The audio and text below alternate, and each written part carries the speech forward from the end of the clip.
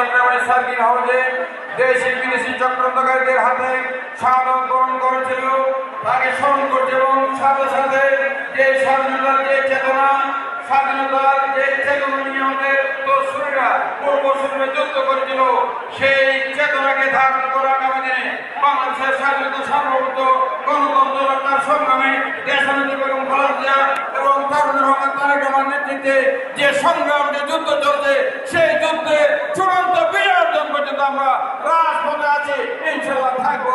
সবাইকে ধন্যবাদ। আসসালামু আলাইকুম। আমাদের মাঝে উপস্থিত হচ্ছেন বাংলাদেশ জাতীয়তাবাদী দল কেন্দ্রীয় কমিটির অন্যতম ভাইস চেয়ারম্যান চট্টগ্রামের কৃতি সন্তান সাবেক সমন্বয়ক জনতা জনাব পীর মোহাম্মদ নাসিরউদ্দিন সাহেব আমাদের মাঝে উপস্থিত হয়েছেন।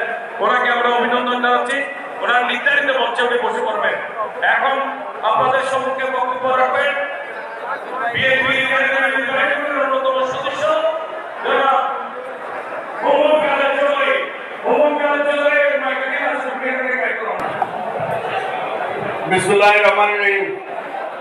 উপস্থিত সকল মুরব্বীরা আসসালামু আলাইকুম।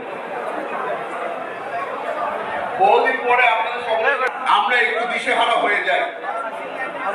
আমাদের নেতা তারেক রহমান সাহেবের নেতৃত্বে আমরা যতটুকু পেরেছি আমরা আন্দোলন চলমান রেখেছিলাম। আপনাদের কারণে আমরা সফল হতে পেরেছি এই আন্দোলনে।